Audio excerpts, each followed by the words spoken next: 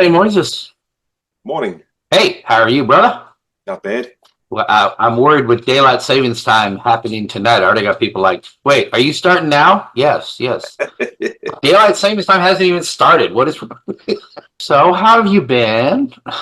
Not bad. And my mother lodge meeting last night, so we got in. We got in late.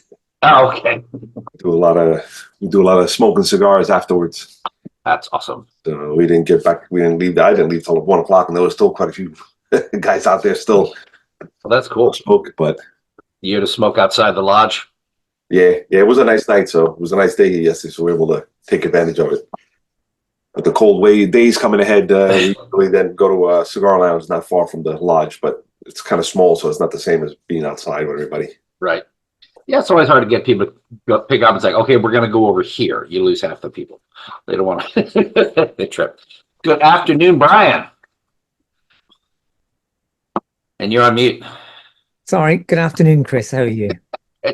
Zoom meetings are like a modern version of a seance. Can you hear me? Is anyone there? Good to have you back, Brian. Haven't seen you in a few weeks. The how's things? Does your organization normally do this, or do you guys do this in alternate? Well, no, it's just Brian has just been a long time attendee, so he's always my co-host. So he's just been with me since the get-go.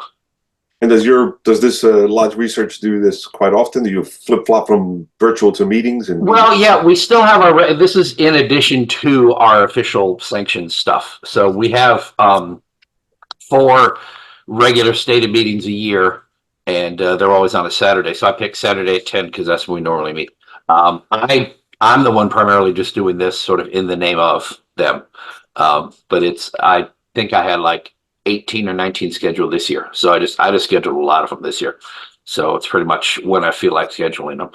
So it's up to me. But yeah, if I have anything in person, then I don't schedule it unstated that weekend, like Scottish Rite reunions and our research lodge, other research lodges in our state. I try to keep those free. Now, does your lodge research move throughout the state of Virginia, or do you keep it? Well, we're based in Richmond. But I've had the last couple of years, we've had one down in Tidewater where I live, which is Virginia Beach, Chesapeake area, because local guys don't want to make the trip to Richmond. It's like an hour and a half drive. But like next year, I'm going to be master, and we're going to have a called meeting in October to meet down here. Because there's another thing I'm trying to put in place that I don't want to confuse people. So we normally meet December, February, May, and August. And we meet in Richmond at Babcock Masonic Lodge. We've always met there since we started. And we have a Masonic home that's a retirement home that's run by the Grand Lodge, and that's right down the street. They set up a permanent lodge room, and there's one lodge, a Meridian Lodge, that meets there regularly, and they're open to any Masonic body that wants to meet. And it's on the ground floor because the Masonic home is just one big spread out area. There's no stairs or elevators. And because we're on the second floor, it's hard for some members to make it out there. And there's this other things going on. Morning, David. There's other things going on with Babcock where we're not as tight with the lodge, the host lodge, as we used to be. And right now, their secretary is the only member of their lodge who comes to our meetings. So like he's told me, if I can't make it, you're going to have a problem getting in. And so there's several things. So it's like we're going to start meeting at the Masonic home in February of next year and see how it goes. And I basically planned almost every meeting there at the Masonic home just to get used to it. And we'll just get a dispensation to have it there. And if enough people like it, by like December of next year, we'll put in a motion to move there permanently. But I want to make sure everybody's, comfy with it. So because I'm doing that, I don't want to have these call meetings elsewhere to screw up, so that's going to be in October instead. So we're meeting there February, August, and December. We plan to meet at the Masonic home instead, just to get the members used to the idea. So yeah, I know some like Tennessee. In Tennessee they move it. They meet 4 times a year, and they have to do north, south, east, and west. And that's their standard. Yep. This way they get to encompass the whole state, and everybody can Right. can attend without having to drive so far. Yep. At least Now, once. Civil War Lodge Research is also based out of the same building as us, and they never meet there, but that's officially where they're based. Their charter allows them to meet wherever they want. They don't have to get a dispensation, and they go to like Civil War battlefields, like Manassas, and have a meet there. And they actually can meet anywhere. Like they meet in Delaware, Maryland. They move up and down the coast. Any Civil War site is eligible. So they have members from several other states too. So they're They've quick. been to Gettysburg. Yep. Yep.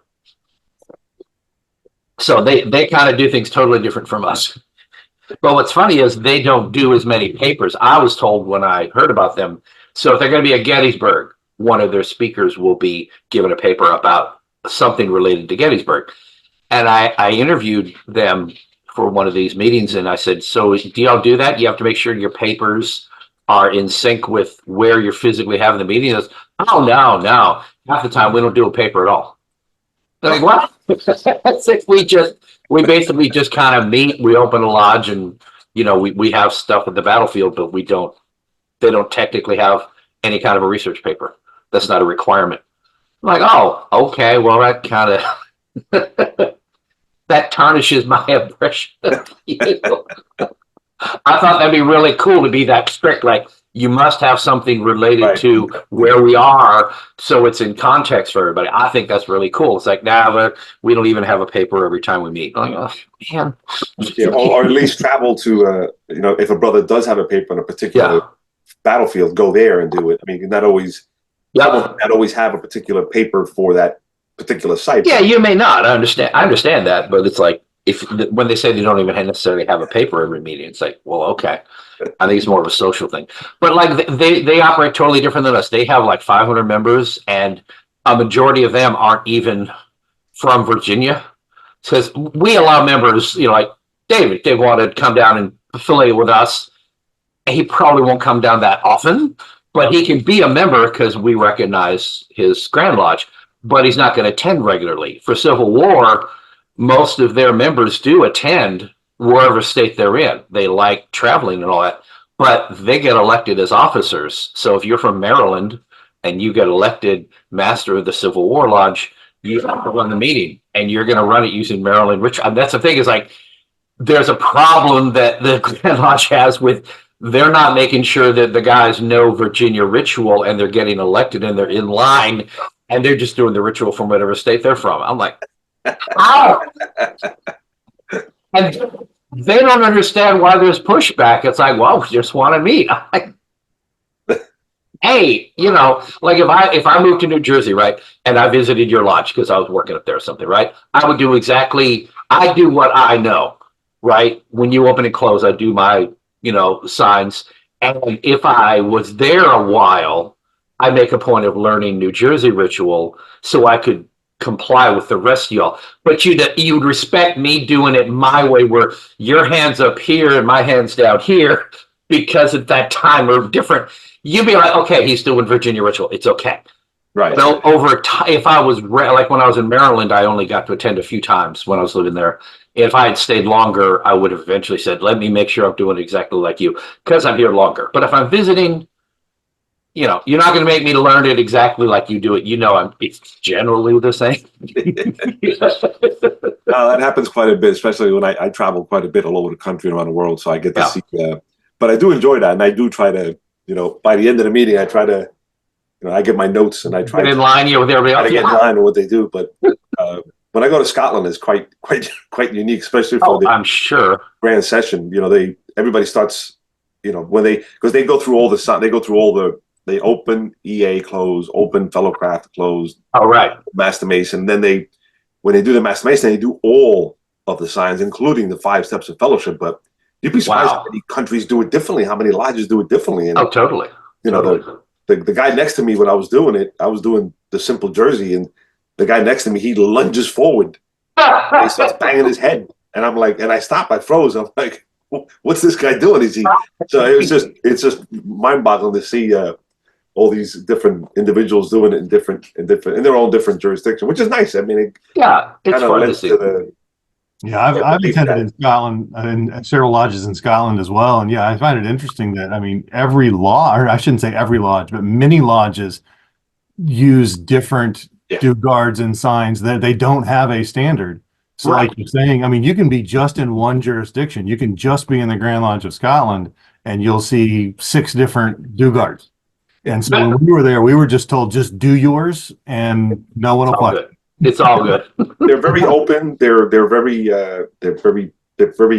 don't mind it. They do have a set ritual. For instance, if a new lodge is going to be formed, and they said, "Hey, if you have nothing, this is what you can use." Oh, that's good. Because so many lodges have been doing it for so many centuries. When they tried to become the Grand Lodge of Scotland, a lot of the lodges said, "Well, why do we? We've been here for 300 years. Why do we have to answer you now?" We're older than you. Why do I got to listen? Yeah, I think Virginia was able.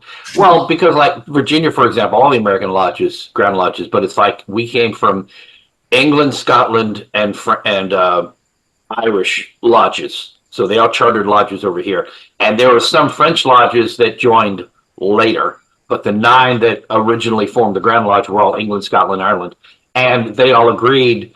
I guess way back when it's like, okay, we're going to have uniformity. So American Grand Lodges, I think they made a conscious effort to have uniformity in their ritual. Yeah. At least most of us do. So Pennsylvania is completely different. yeah, I know. Well, now Pennsylvania was and that's why we go back and forth with it as who was first. Virginia was the first Grand Lodge in America because we were an actual new Grand Lodge. Pennsylvania was a provisional Grand Lodge under England. So technically, they were a Grand Lodge, but they're basically like a satellite. They were not their own. They were a provincial Grand Lodge. So they still fall under England. So technically, they were chartered before us, but we were the first free actual Grand Lodge that was its own and not under some other body. So yeah, they're still.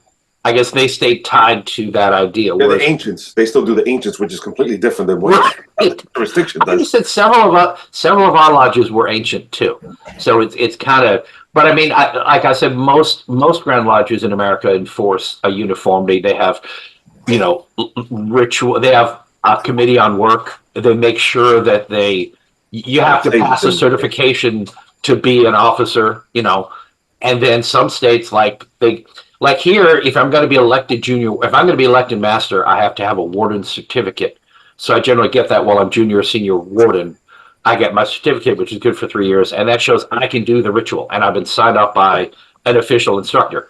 In like Maryland, they have inspectors, and they'll go to each lodge, and they're not judging the guy in one chair; they're judging the entire lodge. Right. Like we do their degree work. And I was there at Maryland. I think the first meeting I went to, they had an inspector there. So I watched, and he's like, every single person got graded, and then the lodge as a whole either passes or fails based on his inspection. So everybody does it a little bit differently. That's the cool thing about Masonry. It's fun watching That's all what I've the always said. different things. The misconception that we all come in the same way and manner is it's not really even. true. Not even. Oh, we all do it exactly the same way, completely different. Yeah. Right. Yeah. We're exactly the same, just in our own way. Yeah. Well, Kentucky still, they have, I think, 4 rituals from which they can choose.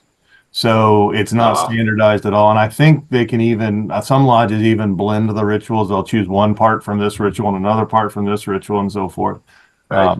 But yeah, the way in Scotland that it was described to me was that, like in our jurisdictions in the United States, all the lodges are governed by the Grand Lodge, right? We are subordinate to the Grand Lodge. Whereas in Scotland, every lodge is sovereign. So they have they are not subordinate to the Grand Lodge. So the Grand Lodge can make suggestions, but the lodge can basically say, yeah, don't want to do that. So Well, they still answer to the Grand Lodge on some level, right? I mean, they pay like a. They do. to some degree, yeah. Level. Administratively, basically, yeah. But They have a lot of autonomy. Yeah. They also have a buffer in between because in Scotland they have 32 provinces, so they're 32 Right. provincial Grand Masters that run their province, and they fall under the Grand Master. Yeah. So there's like we're here in the States. We either have the lodges, and then you have the Grand Lodge. Right. Or you may Well, have how many lodges in a province then? Roughly? It could be Glasgow is the most. They have 73, and then you have Mother Kilwinning that only has one, and that was because of the deal they made Right. in 1807 when they finally became part of the Grand Lodge of Scotland. They said, "Well, we're going to have some stipulations. Well, we'll join you." He goes, "But That's one of them funny. was they get to pick the Grand Lodge Bible bearer, and the Grand Master has no say. He has to accept Oh, wow. Bible bearer. The province of Kilwinning, the sitting master becomes, as soon as he's appointed master, he becomes automatically the provincial Grand Master of Kilwinning. But there's only one lodge, so and that's something that they held fast to, and they also made it agreed that they will have no number or no letter associating them. So they are Mother Kilwinning, nothing. Right. So they're not zero, they're not O. They are known as nothing, and they are the Mother Grand Lodge of Scotland and the Mother Grand Lodge in the world. Was they're the oldest. Right. There was, I'm sure you're familiar with Propaganda Due in Italy, the Italian lodge that kind of went rogue. And the story, I did one paper on it. I want to go back and revisit it because it's such a fascinating story what these guys did. But basically, Propaganda Due was under the Grand Lodge of Italy, or the Grand Orient of Italy, Naples, so Grand Orient of Italy. And I'm sorry, it was Rome, so they're the Grand Lodge of Italy. Anyway, the master of P2 declared himself to be master for life. And the Grand Lodge of Italy said, no, you have to be reelected every year. He goes, okay, piss on all you all. We are the Grand Lodge of Propaganda Due. We're our own Grand Lodge. And they just declared themselves. And they ran afoul. But Italy, I go on and on about visiting there. And I showed up at a meeting. I was going to an American lodge. It was Harry S. Truman Lodge in Naples, or outside of Naples, was a military lodge. Everybody there I was a contractor. Most everybody there was a chief or a master chief or a senior chief in the Navy. And we were all Americans, so it was an American military lodge, but it's under the Grand Orient of Italy, but we all spoke English and all. And we went and visited a Grand Orient of Italy, a regular Italian lodge where everybody there was a native. They all spoke Italian. We had to try and follow along best we could during the meetings. But when I'm like in the ante room, like meeting the guys, and I'm wearing my blazer, and I got my pin on, and this guy's on, and I'm like, what? Well, what's going on? So it's like, he says, you can't believe that you're out in public wearing a Masonic pin. And I found out they don't wear pins. They don't wear rings. They don't put emblems on their car. They don't wear hats. The Italians make no public declaration of being a Mason whatsoever. There's no sign. The office building they met in, they had the whole floor of this office building, and there's nothing to indicate that they're Masons meeting there. They had to be very, very low. They're very underground. Most in Europe, in the Middle East, most of the world don't advertise about it. I mean, England and Scotland, it may be a Masonic building, but they go in undressed, they come out undressed, and although they have public functions, they really, really keep it on the ground. They don't. The guys don't walk around with hats or pins or license plates. Americans were like, it's like a sports team. It's all over the place. It's on our license plates. It's on bumper stick. You know what? Until they find out that's $1 billion industry, then maybe they'll start selling pins and ties and hats and start bringing money in. Because I got a closet full of shirts and ties and people give me, and I'm like, wow, that's amazing how much money is spent on regalia every single year, and especially the new Grand Master comes in, it's a whole new ensemble. Yeah, Chris, how many Grand Lodges are there in Italy? At the moment, there are two. The official ones is the Grand Orient of Italy is in the south. Beyond the official ones, how many are claimed? I don't know for all of Italy. I do know there's the Grand Lodge is in the north, and the Grand Orient is in the south. And when I was there in '95. Virginia recognizes the Grand Orient, but not the Grand Lodge. England recognized the Grand Lodge, but not the Grand Orient, but they recognize Virginia. So that was my first introduction to not everybody matches up to everybody. Yeah. I've only done a paper on France, and there was 24. I'd have to go to research how many there are in Italy. I imagine there are several other ones in there. That was my recollection. And again, this is purely my memory, so it's not probably not accurate. But my memory was there was like 8 or 10 Grand Lodges in Italy. More than likely. Just on what I know about France, it's like, because every few years it's like 10 or so lodges say, hey, piss on the rest of y'all, and they start a new grand body, or, Scottish. Then there's those crazy Americans. We got 51 Grand Lodges. Right, we're crazy. Well, Mexico has dozens of Grand Lodges. Really? They have, like, every province has their own Grand Lodge. Yeah. But And are they under the Grand Lodge, though? Yeah. Is Well, there- they have a lot of independent right. sections. But that is are it independent from like themselves. is Mexico like the US where they don't have a national Grand Lodge? It's just the provincials? I thought they Well, no, do. they do, but there's Okay. more than one. There's always fighting factions. So you might have one in Gotcha. Cabo San Lucas, you might have one in Mexico City, and then Right. I mean, there's a conference there's an organization that it's of Latin American Grand Lodges, and they're trying to get Mexico to kind of resolve. But they usually have meetings here at the Grand Lodge of New York at their building. And the last one I went to maybe last year, they had a table with cards, and half the table was all Mexican Grand Lodges, and they just fight and argue, and who's got territory, and the Grand Lodge of Chihuahua and the Grand Lodge of it was amazing to see half the table filled. And I asked Bill Sardone, the past Grand Master, I said, "Are these all legit?" He goes, "Yeah, we're just trying to get them to all agree and just become recognized." Right. Well, I make the point, David, in my paper on the Grand Lodges of France is, we say, well, that's chaotic because there's like 20 different Grand Lodges, but over 300 years now, it's constantly being revisited and questioned and thought, and there's friction, but it's like, well, are we doing Masonry right? And all these different ways of saying, well, we're going to go this way, we're going to go that way. And when we think it's chaotic, but I make the point, like, okay, looking at America, like Virginia has been a stable Grand Lodge for almost 250 years.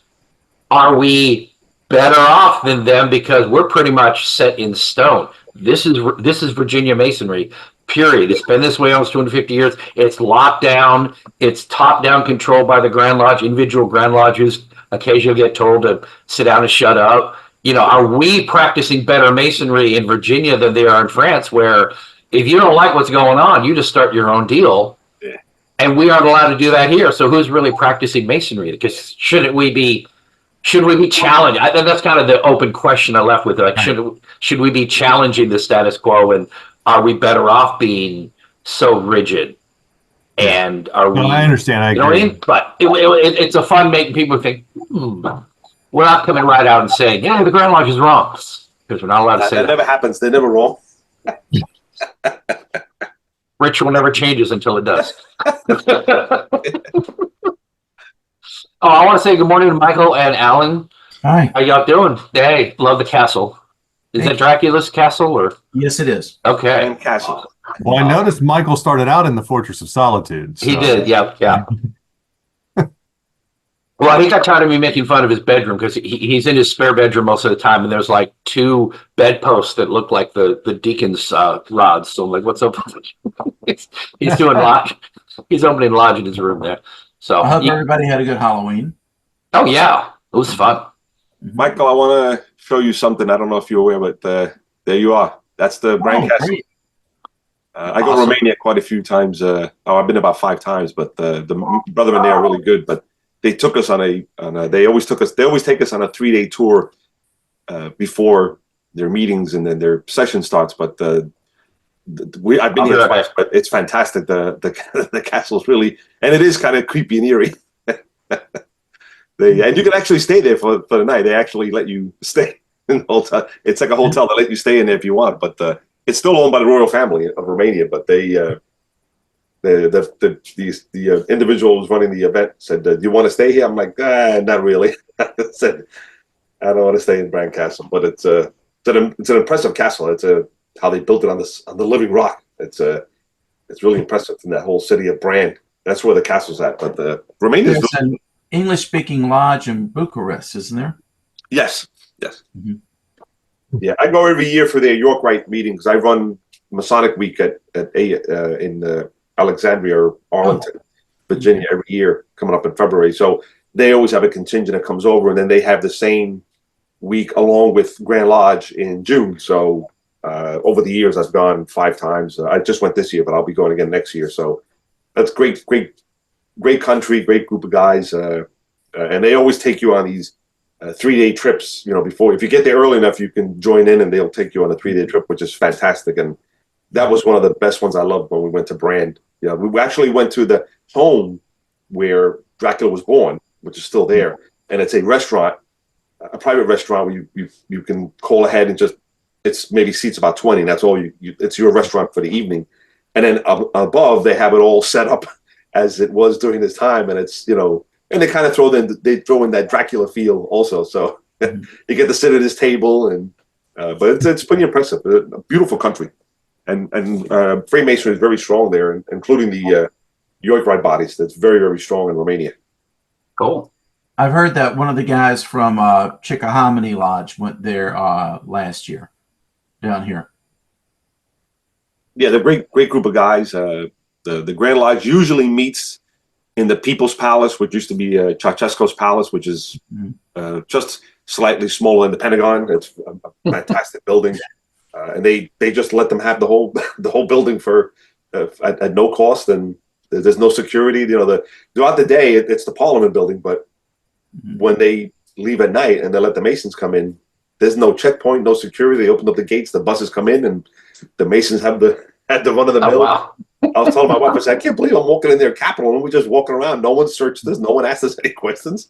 But in Romania, Masonry is considered a really, really hierarchical organization, and they really look for incredibly quality men to join. So they really keep it a really high end organization there. It's just a who's who of Masonry, as it was here many years ago. But it's a beautiful. To compare what Chris was saying, what's your experience there? I mean, is it easy to follow the meeting if you don't speak Romanian, or do plenty of the Romanians speak English, or how does that go? Well, most of everywhere I've gone, it's Romanian, and most of the leaders do speak English. So they'll always do, like, for instance, when they do the York Rite meetings, they'll do it in Romanian, and then they'll explain what they did in English. For me, it's not too hard because my parents were Cuban, so I speak Spanish, and that's one of the 5 Latin languages. So yes. It's like understanding French and Italian. I understand a lot of it. But if the one lodge we go to is Romanesco Lodge, which meets in Bucharest, and it meets during that week, so we always get to participate. And then when they open, they do they really just open it for the visiting brethren. So it's done in both. They'll open, then they'll speak in Romanian, then they'll speak in English, and vice versa. But you can follow along. I mean, I guess after being there five years going there, you can really follow along. But for me, it's not that difficult to know, what the Tyler's doing, what the senior warden's doing, what the master's doing. You can kind of follow it along a little bit. But it largely corresponds, pretty similar. Yeah, it's not too much different. A lot of what they do is similar to us. They add some more they add their culture, and they add their uniqueness, like many other countries do, like Brazil or the Philippines. They involve their culture a little bit, but that's what I like about Masonry. It's a global fraternity, that we do it so differently, that we add our different uniqueness, our different cultures, our different peoples, and I think that's what makes it interesting. And even though I may not speak Russian and know, I just enjoy being there, because I know that at the end of the day, regardless if I can understand what they say, there is a bond between those brothers and myself. And that bond is what makes us Masons. And that, regardless of what language you did it, and that's the beauty of it. You get to see listen, you can go to Pennsylvania and you can see a completely different ritual than what anybody else does. Or if you go to New Orleans and you go to one of my lodges down there, Etoile Polaire Lodge, which is a French Creole speaking lodge, and they do the Scotch Rite. So they do the earth, air, water, and fire. They do all the elements, and they do it completely different than what the Grand Lodge of Louisiana does. But they're allowed to do it because they've been around for so long, and that came from Haiti through France through the French Rite. So it's like Garibaldi in New York, and they do that special EA degree. That's fantastic to see. I wanted to say, if you're in Italy, all you have to know is prego, and you just have to be able to say it. You can say almost anything. Prego. Yeah, thank you. It can be whatever. Prego means about 10 different things depending on how you intone. Yeah. Prego? And Prego can also mean it's like a thank you. So you say, prego. Go ahead. It's funny. Can I help you? It's hilarious. It's anyway, well, so We're 20 minutes in officially, so I guess we're going to go ahead and turn it over to. Let me do my official thing.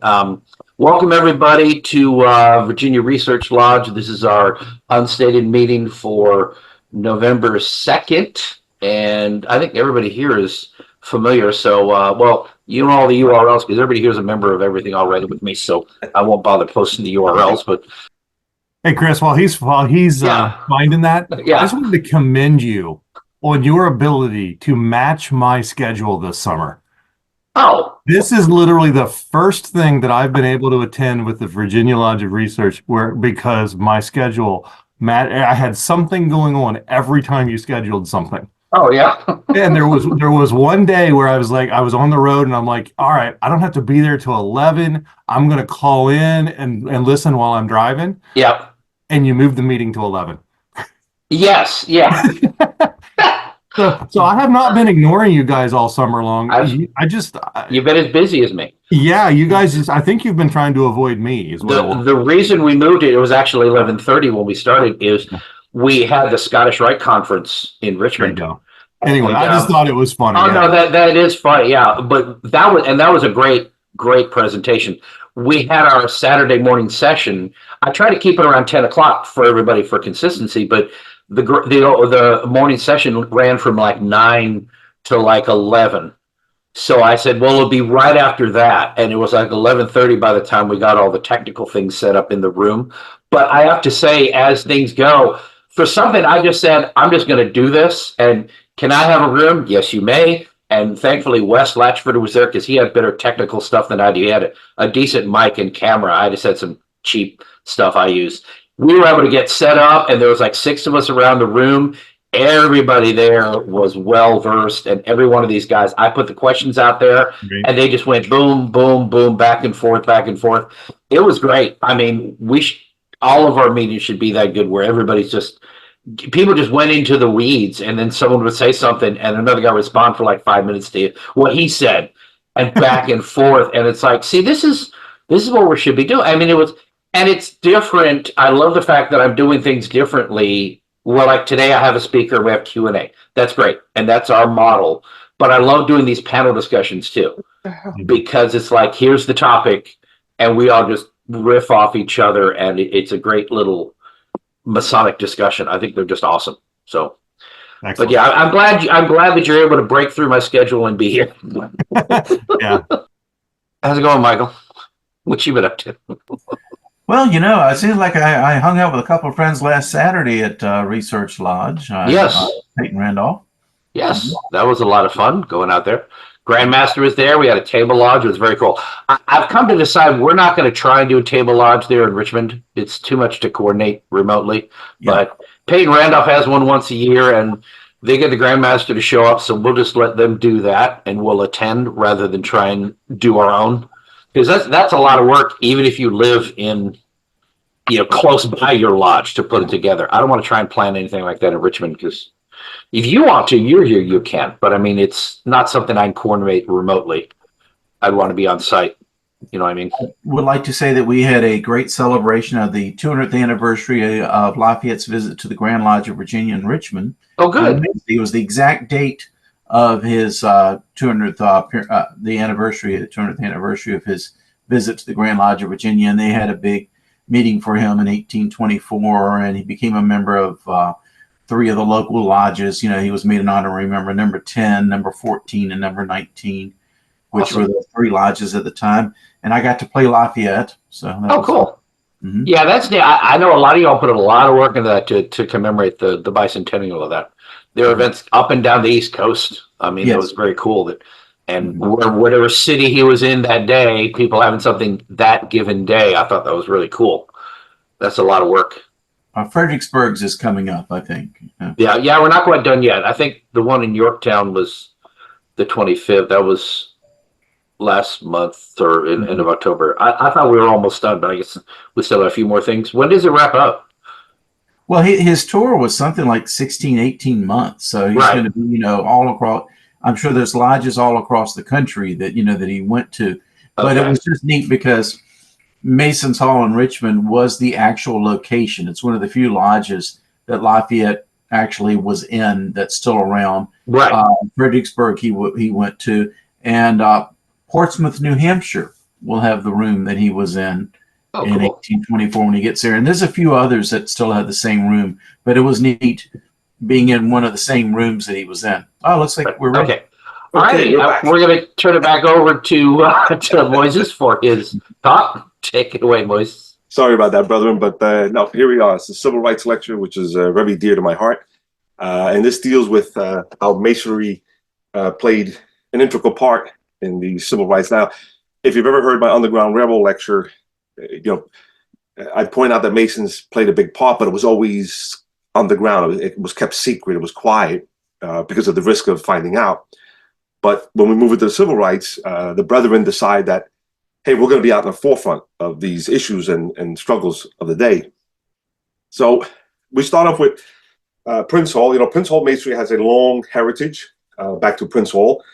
Prince Hall was an individual who used Masonry because as a revolutionary fighter during the war, he realized that Masons accomplished things behind the scenes that normally would not be able to be done. So he was very smart, very influential, and he wanted to use the craft to advocate for equal rights, the abolition of slavery, no segregation, and this he did from very young. So Prince Hall Masonry has a long-standing history when it comes to these issues. Now, the one of the first little things that we see is the which began the segregation part here was the Jim Crow era, and oddly enough, that was taken from Thomas Rice, who actually was a vaudevillian, and he actually did caricatures, and he did this early in the 1800s, and they came up with a little article in one of the publications of the time calling him Jim Crow, and that's where they took this Jim Crow era from. And it was, he would paint his face black, and he would do minstrels and do shows. But again, this is where they stole that Jim Crow from. They got rid of the jump and they just did the Jim Crow. And what is Jim Crow laws? Well, the Jim Crow laws were a way of not having slaves, but being able to segregate a people in this country and segregate people. So in the South, you couldn't use the same restroom. You had to sit in the back of the bus. You couldn't drink from the same water fountain, use the same, use the same pool or facilities or restaurant. You had to sit in a specific area. And this was legally allowed to do during the segregation period, which started late in the early 1900s and ran through the civil rights movement in the 60s. Now, in the early beginnings, there was a movement to begin grabbing individuals together to be able to have a organization that would be able to bring these issues to the forefront. And this was the AANCP, which started in 1909. Many of the original members were Masons themselves. They had tried 2 years earlier another organization, but it kind of failed. A lot of infighting. But the interesting thing is that the NAACP joined forces with the Prince Hall Lodges, or Masons in America here. And one of the links that became through it was through Thurgood Marshall, who was the lead lawyer for the NAACP for many, many years. Now, when the lodges came together, they subsidized a lot of the NAACP organizations within its own organization, education, financial assistance, healthcare, funeral expenses. Many instances, they created banks and relief organizations. But one of the clear issues that were formed was the link that Thurgood Marshall created with the Prince Hall Grand Lodges, which was done in 1951. And this was called the Prince Hall Masonic Legal Research Fund. And that was their biggest internal organization. And this was meant to raise money to fight the struggles for the civil rights movement for the NAACP. So they would fund many of the lawyers and cases which cost money to be heard on a local, state, or federal level. Now, one of the early individuals that actually realized how Prince Hall used masonry, and he said, well, you know what, why don't we do the same here, was Most Worshipful John Wesley Dobbs. And he was considered like the mayor of Albany, which is a section of Atlanta where Martin Luther King was born, where he's buried, where the Prince Hall Grand Lodge building exists today.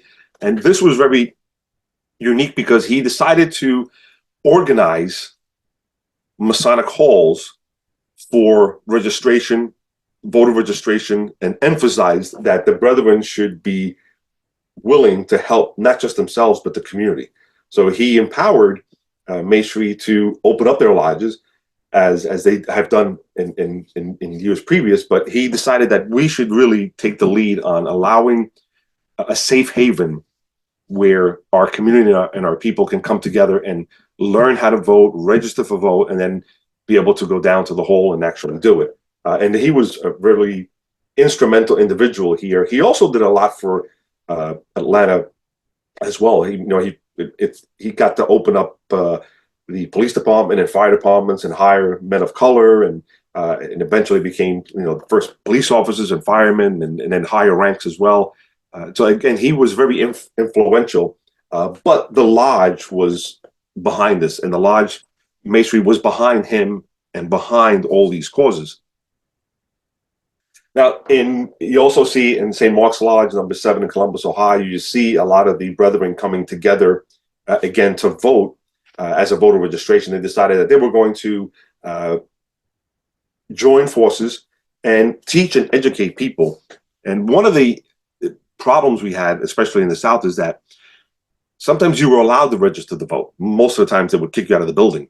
But even if you went to register, you had to answer questions. And for instance, one of the questions that the clerk can say is, well, how many judges do we have in the state? And you be honest, the average person probably doesn't know, but you might get a guess and get a good number, or you may know that number and you say, well, there's 100. And then the clerk will say, okay, well, name them. So if you didn't, then he would reject you. And that was a legal way of getting you to not to get to vote. And then during COVID, we see in California that they did the same thing. They started voter registration drives at major locations within California: Sacramento, Los Angeles, San Diego, and they joined forces with Eastern Star as well to open up and get the community to come in and register and vote, and many of the brethren as well, but to educate them and teach them and to get them involved in voting. Now, in Michigan and in Staten Island, it was also done the same way. Brethren came together for voter registration drives. They would come together and join forces.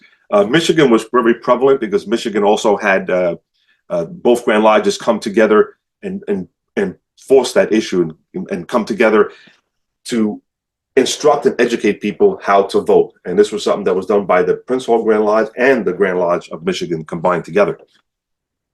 Now, in February of '64, the Prince Hall Grand Lodge of New York decided to have a rally. It was called the Freedom Now Rally. And this was a partial implementation of the solemn pledge taken at the Lincoln Memorial in D.C. from the historic 1963 march and speech given by Dr. Martin Luther King Jr. So it was a very peaceful march. It was not like a lot of this craziness we see today with protesters, but it was very peaceful. Brethren were dressed appropriately. Almost everybody had a hat or a derby, which you don't see today too much. But again, it was the Masons coming together to maintain that pledge and that honoring that speech that was given. So it was just not words spoken on steps, but to ensure that we continue this legacy moving forward.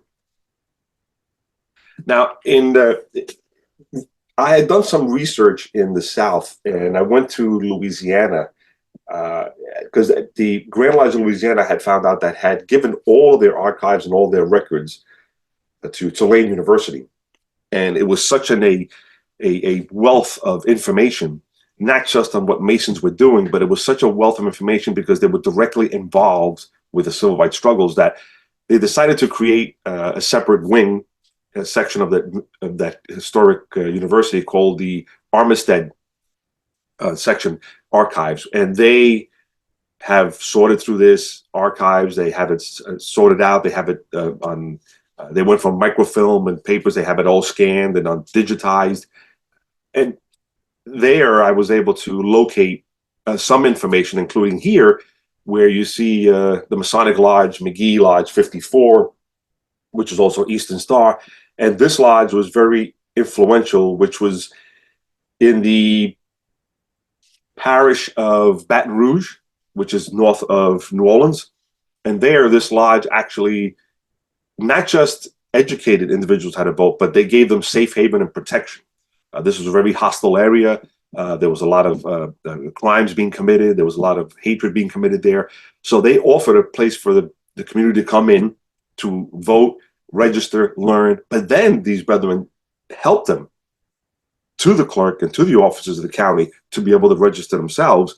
And if you notice in this picture here, this poor guy sitting in front of his home with a shotgun, protecting, I guess, his family or protecting those who had voted or were about to vote in the event that they'd be scared off. And in the bottom picture, you see, the crowd outside of the clerk's office there. I'm sure giving him quite a bit of hell as they, what are you doing here? Get out of here. And in many instances, there were a lot of fights and beatings. And of course, who was going to protect you? The police weren't going to protect you.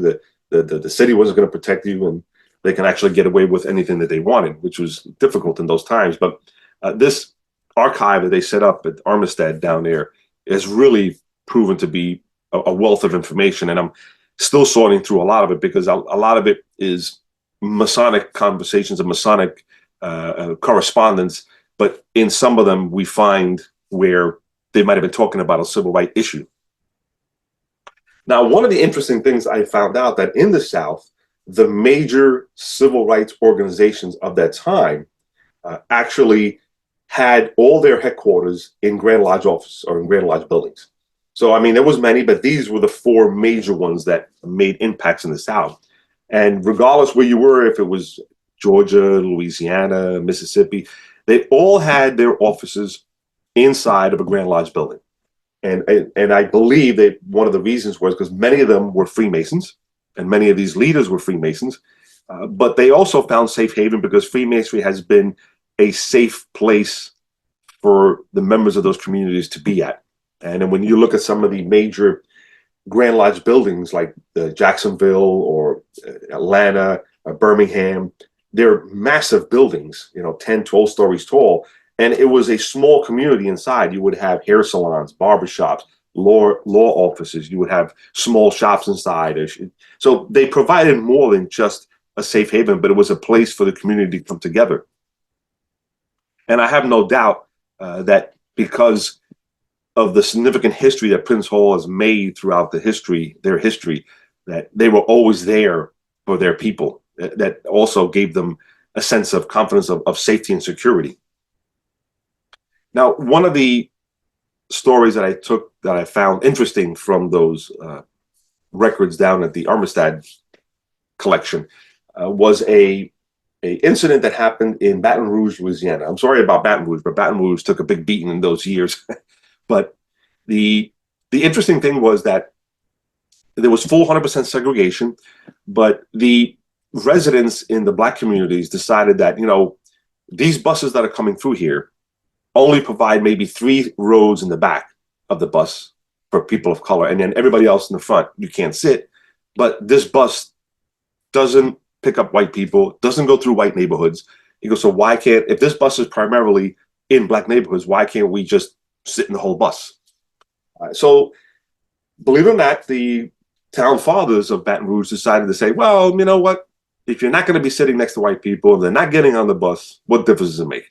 Let them migrate to the front, providing that you fill the back first, and providing that if there was a white person in the bus, you could not sit in that section, regardless, even if they were in row 1 and you were in row 5, it didn't matter. But the unfortunate thing happened is that the bus drivers and the law enforcement were not enforcing the rules that were and the ordinance that was put forth by the city. So in 1953, now this is 2 years before the 1955 Rosa Parks, where she decides to say, hey, I'm not going to sit in the back. And they actually boycott the buses. So the powers to be and the Prince Hall Masons come together, and I found the letter from the Armistead collection on the right there, and this was a letter. This was the Grand Lodge of Louisiana and the Grand Lodge of Georgia. And if you see in the picture to the left, the two gentlemen there, the first one is John Lewis, who was the Grand Master of Masons in Louisiana, and then Wesley Dobbs, Grand Master of Georgia, and they're giving Thurgood Marshall checks, and then right in between them, I'm sure, was a photo op, and it says Prince Hall Masons Legal Research Department. And again, they gave quite a bit of money over the years, and they still do. But the interesting thing is that the Masons decided that, well, if they don't want to enforce the rules, then we're not going to use their bus. And they decided to boycott all the buses. And what they were doing was they were asking the community to go to certain locations and certain street corners, and there would be individuals, many who were Masons, in cars ready to take you where you wanted to go. So if you wanted to go to church or school or work or shopping, get your hair cut, you would go to this location, get in the car, and they would take you free of charge. And the Masons raised the money to pay these individuals fuel and pay for their expense of traveling and transporting people around.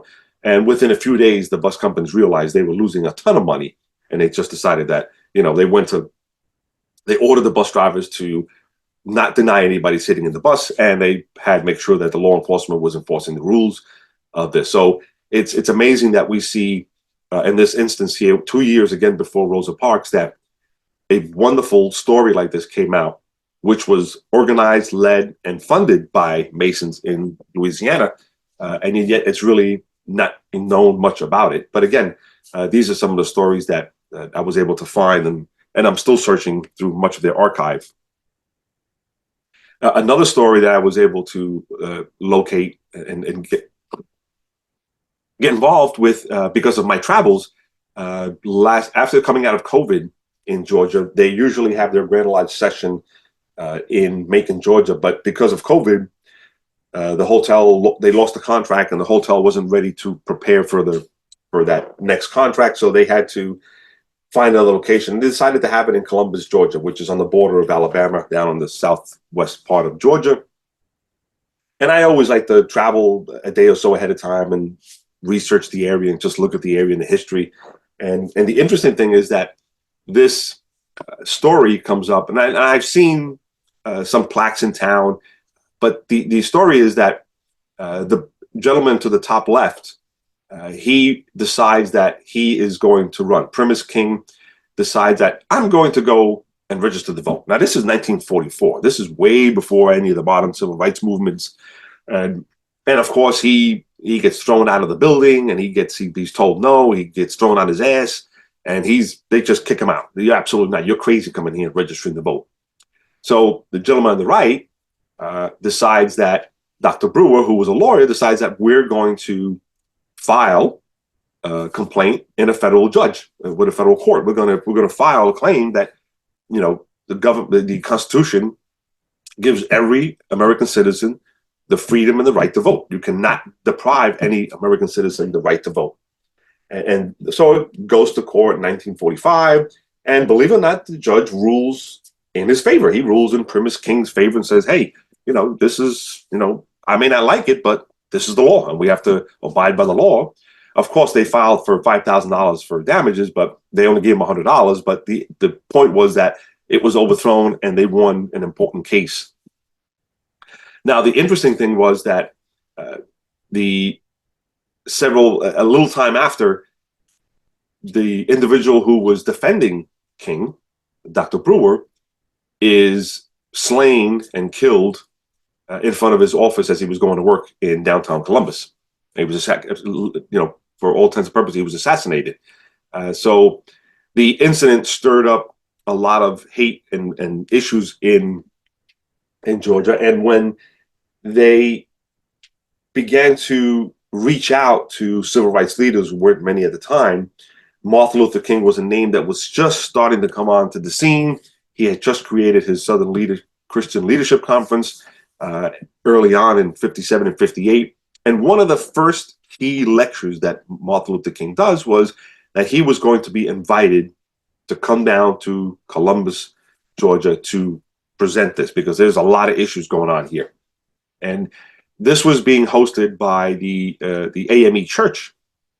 Now, what happens is that the supposed Klan or individuals, they firebombed the pastor's home. Nobody was injured or killed, but they firebombed the pastor's home, and they threatened that if King came to speak, that they would firebomb the church with people in it. So there were a lot of threats, and they actually put it in newspapers, believe it or not. It's amazing how crazy you can actually, I mean, imagine doing that today, where I can actually physically threaten somebody in a newspaper. So the church decided that, hey, you know what, this is a little bit too much. It's too crazy. It's too dangerous for our parishioners. Let's just leave it alone. But then the Masons decide that, well, you know what, the heck with that. You know, we're going to fight fire with fire. We're going to invite Dr. Martin Luther King down here. He's going to speak in our Masonic Lodge. He's going to speak here for us, and he's going to address these issues here. And not only that, but we're going to protect our building and our block and our constituents. And believe it or not, the Masons were armed to the teeth, not only on the perimeter of the building, of the lodge, and on the roof, but down every block surrounding that whole area. They had the streets closed, and they said, if you come down here, you're going to be forced, but we're going to have force too, and we're going to duke it out here. And this is the actual lodge building. Since then, they have put a pitched roof on it, but before it was a flat roof. And this is where King actually met. And if you look at the previous photo, that pedestal, that podium that King is actually talking on, is still in the lodge room today. I don't have a picture of that, but it's still in lodge. They still have it off to the side as a historical piece of memorabilia that they have there from him speaking. But the bottom left-hand picture is where the individual was killed and assassinated in front of his officers, heading to work after defending this individual. But again, it goes to show you that these Masons were willing to go to the extreme to defend their rights and their causes. And it's amazing when I saw that. Even in the newspapers, it was published that the Masons had guarded their building, and they were fully armed all around the building, on the roof, down the streets, in the blocks surrounding it, to protect those individuals that were meeting there or those that were coming to meet. So again, you see the Masons in the forefront of a situation like this in the South. Now, another very interesting story that was written in some of the memoirs of Jack Greenberg. Now, when Marshall becomes the lead counsel, the lead lawyer for the NAACP, he hires his number two man. And his number two man was a Jewish brother, not a brother Mason, but a Jewish man by the name of Jack Greenberg. And he becomes his number two. And these two guys roaming around the country, defending cases and breaking down barriers in local courts and state courts and in federal and Supreme Court. So there's a story that Jack Greenberg talks about, because in 1961, Marshall is picked and chosen to become a federal judge in a lower district court. So he leaves the NAACP and hands over the reins to Jack Greenberg. And Greenberg now becomes the head key lawyer for the NAACP, and he does this for about 30 years or more until he resigns later on in the 80s. So he really actually did more years than Thurgood Marshall. And while he was his number two, he noticed several times that there was some sort of connection or something going on between Marshall and the judges who were representing the case or assigned to the case. And he saw this in Florida, where they were arguing a case in a local county in Florida. And he saw something, but he kind of let it go by. I mean, it didn't really, he didn't really pay a lot of attention to it until they come to argue the case on December 9th. I'm sorry, I didn't put the year there. But they argue the case of Briggs versus Elliott in the Supreme Court. And to the right is Justice Robert Jackson. And it is another paper that I'm working on now, because from 1953 to 1969, Earl Warren becomes the Chief Justice. And these are what's called the Warren years. And from that point, of history of those years, 8.5 to 9, sometimes, brethren who sat on the Supreme Court were Masons. So on average, every year for those years, I know it's crazy, but it's 8.5 of the brethren, or at least 8 of them, were Masons at any given time. And that's one of the strongest years where we've had almost the entire Supreme Court being Masons. And some of the greatest cases that were put forth to end civil rights actually happened there at that time. And when they were hearing this case at the Supreme Court, Thurgood Marshall is supposed to be in his A game. He's going to give his address and his summation and why. He notices that there's something going on between Marshall and Jackson.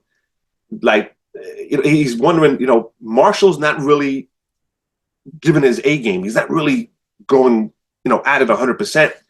And it's interesting that he notices some signs and some gestures made by each, and then Marshall returns to his seat with a grin on his face, and he notices that Jackson responds back to Marshall.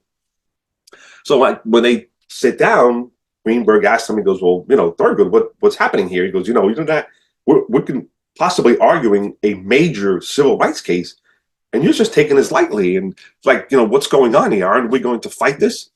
And Marshall tells him with a grin on his face, don't worry about it. It's all done. And later on in his life, Greenberg writes that he realized that Marshall and Jackson exchanged the Masonic signs, kind of saying, just go through the motions. Don't worry about it. This court has your back, and this will go in favor of, of what you're proposing. So just go through the motions. Don't worry about it. And although we don't like to assume that Masons can sway courts in their way, because that's something that people may not like, but in this instance, they realized, like, the justices realized that this was a time and moment in history that had to be corrected, and that we had gone far enough, and it was just a matter of presenting it and then leave it up to us. We're going to vote your way.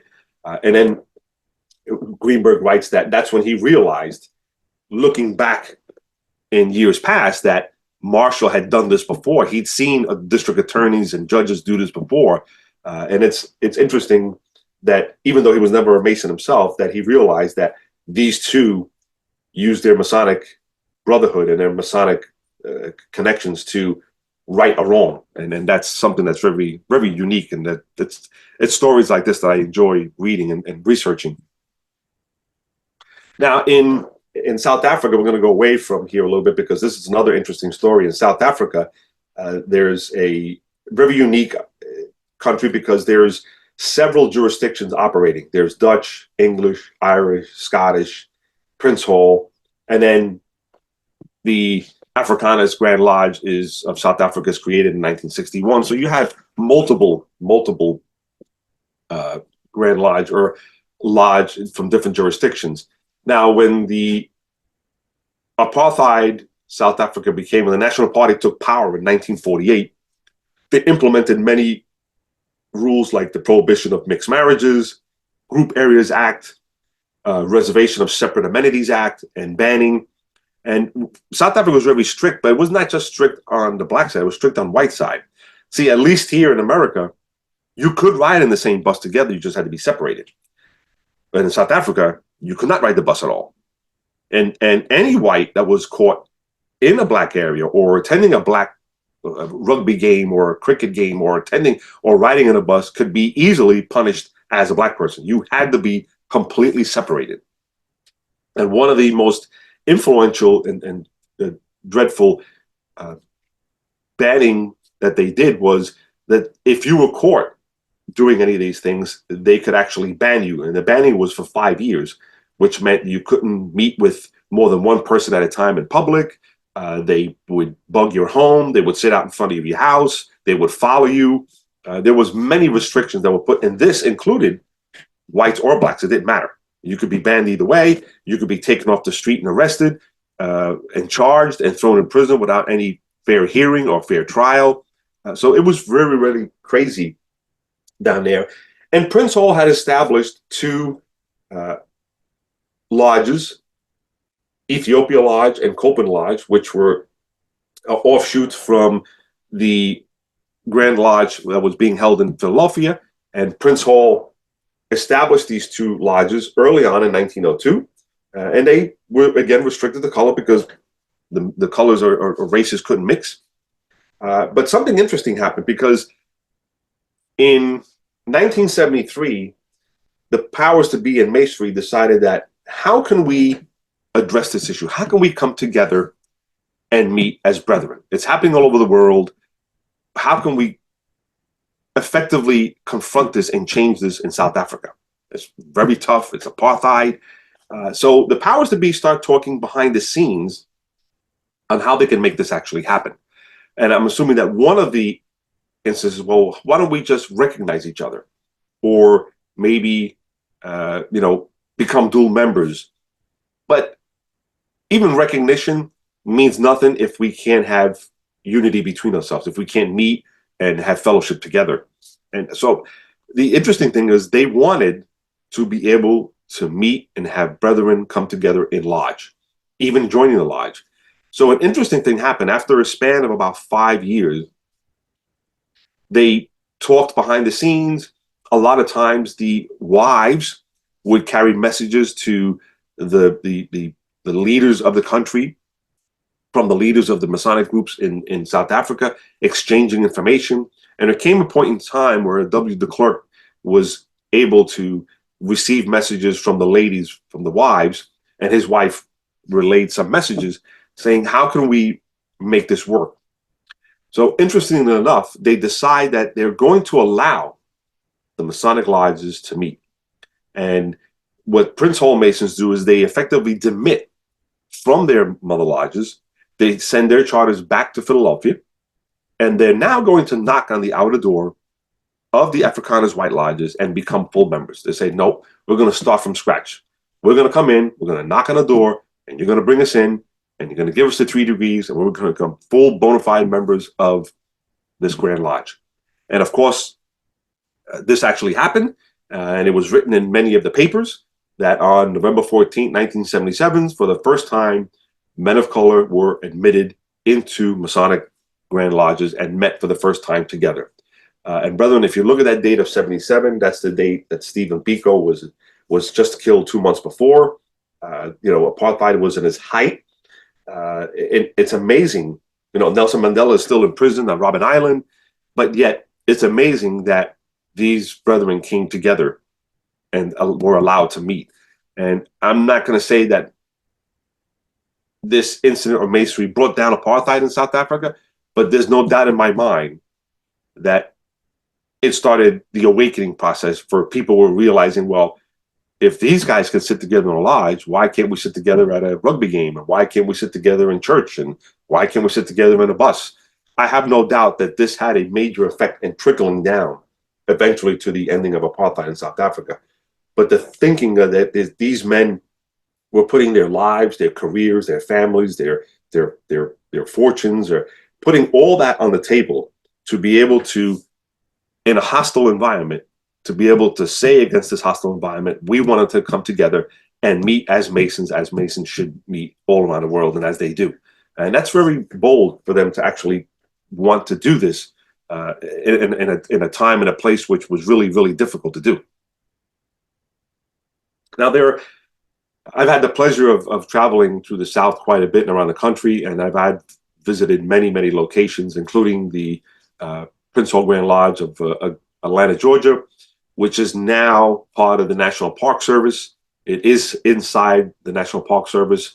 In 2018, while Trump was flying on Air Force One to Atlanta, on board with members of Martin Luther King's family, and there they actually signed the bill into legislation, making this historical site a national park, and also incorporating the Grand Lodge building as well to enforce the rule that to protect this important building. So they have a joint ownership between Prince Hall still owns the building, but is now in the care of the National Park Service. And when I was there this past July, the Masons were removing their personal items from inside because the government in the national park was going to begin a full restoration of that building.